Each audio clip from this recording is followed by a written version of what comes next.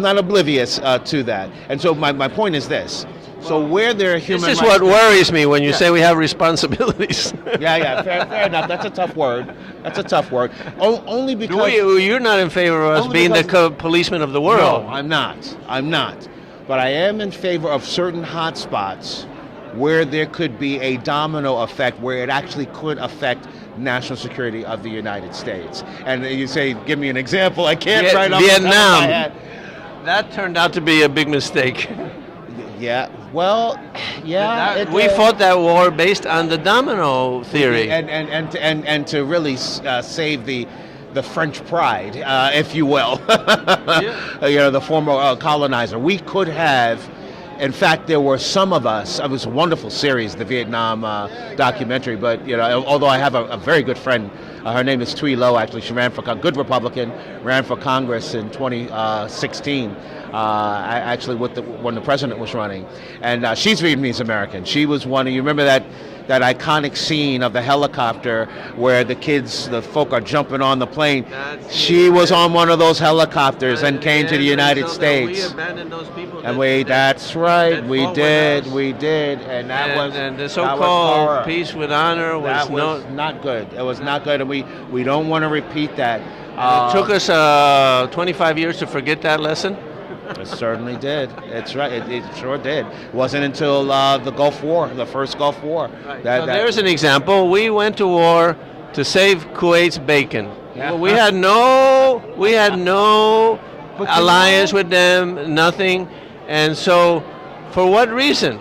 This is not the function of the United States. Now, if Saddam had taken over Kuwait, which he was doing and could have, so then we could condemn that, which is wrong, and morally condemn it, but American soldiers don't have to die over there. And it wouldn't really affect us much because he would sell us the oil or sell it to someone else. It doesn't matter. Oil is a world market. You don't have to go to war to force somebody to sell you oil. You don't want to sell me oil? Don't sell me oil. I'll buy from someone else. I guess I'm a little bit in this sense.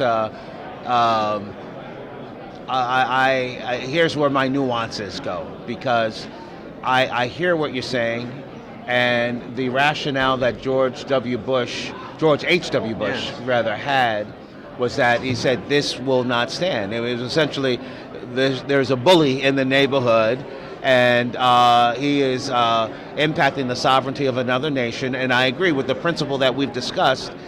That kind of doesn't fly. But look at the brilliant way that H.W. Bush conducted that war.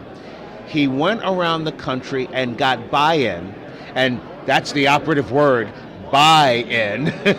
He got other countries, a massive coalition of Europeans, Islamic countries, other countries. He kept Israel, who was getting hit, from retaliating, which Israel, they proved how strong an ally they were of the United States by not retaliating when they had all the reason to do so, Of course, we protected them with our, precursor to the Iron Dome, but he created an international coalition, UN resolution that was passed unanimously, and it was not the United States going to war, it was the world making a condemnation and going to war.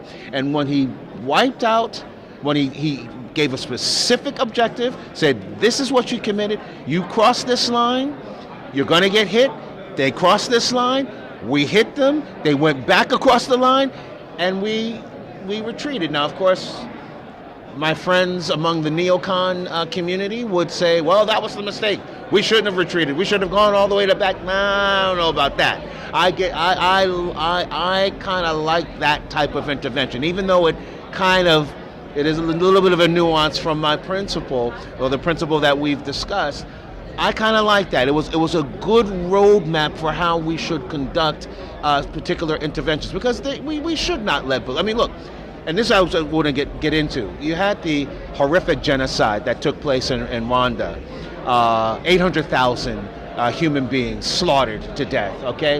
There is it is not an either-or proposition. It is not either we put American boots on the ground or we don't do anything at all. There is a middle ground. You know, one of the things that happened after that horrific Rwandan genocide is we started training, U.S. forces started training African countries and the AU, okay, and other entities so that they can police their own neighborhoods, if you will. I'll just speak in plain vernacular, okay? No, we don't want to put boots on the ground in Rwanda or in a Liberia or you know, I mean, my God, we would never stop putting American boots on the ground for all these conflicts. But we can assist.